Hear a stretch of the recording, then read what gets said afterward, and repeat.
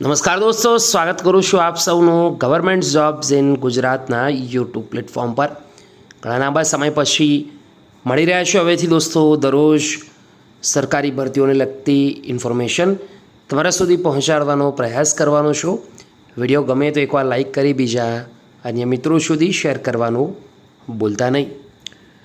દોસ્તો વાત કરીશું આજની વિડીયોમાં Gujarat state tribal education society એટલે કે GSTESની ગુજરાત સરકારના આદિજાતિ વિકાસ વિભાગ અંતર્ગત આ વિભાગ આવી રહ્યો છે. આ વિભાગ અંતર્ગત જે ભરતીઓ આવી રહી છે લગભગ 4 થી 5 વિવિધ પદો પર ભરતી આવી છે તેની તરફ નજર કરશું. ખાસ ધ્યાન રાખો, ભરતી સંપૂર્ણપણે કરાર આધારિત છે, ફાઇનલ કોઈ પણ ભરતી નથી. સૌથી પહેલી vacancy senior project manager IT વિભાગમાં MCA અથવા એની સમકક્ષ લાયકાત ધરાવતા હોવા જોઈએ. 3 વર્ષ કે તેથી વધુ એક્સપિરિયન્સ પણ હોવો જોઈએ. હાલ એક જ જગ્યા છે.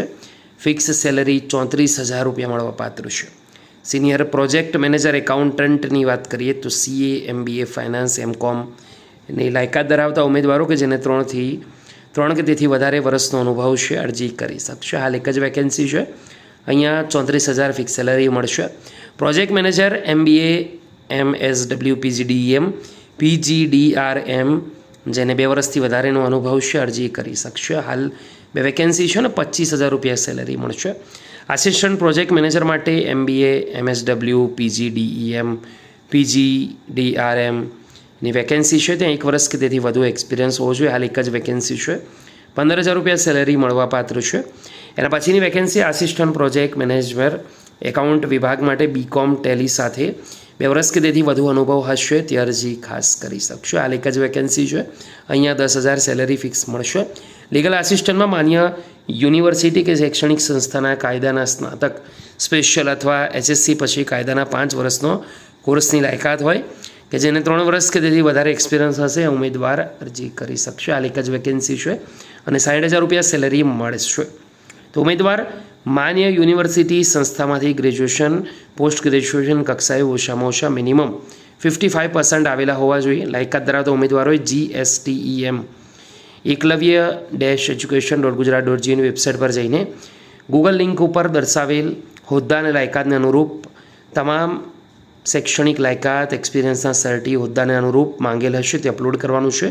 3 ઓગસ્ટથી 12 ઓગસ્ટ સુધી રાત્રિના 12 વાગ્યા પહેલાં અરજી કરી શકાશે.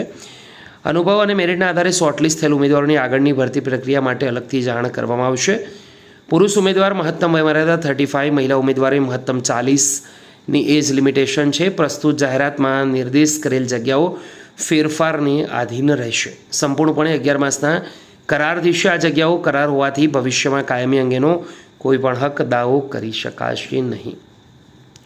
ભરતી પ્રક્રિયા દરમિયાન કોઈ પણ તબક્કે ઉમેદવારની ખોટી દખલગીરી ધ્યાન લેવાશે. તેઓની ઉમેદવારી રદ કરવામાં આવશે. ભરતી પ્રક્રિયા સંબંધિત તમામ બાબત અંગેનો આખરી નિર્ણય સક્ષમ અધિકારી શ્રી GSTESનો રહેશે. અરજી માત્ર ઓનલાઈન જ કરવાની છે તથા દરેક હોદ્દા માટે અલગ અલગ અરજી કરવાની છે. રજિસ્ટર ED, ટપાલ, રૂબરૂ કે ઈમેલથી અરજી ગણાશે નહીં માન્ય.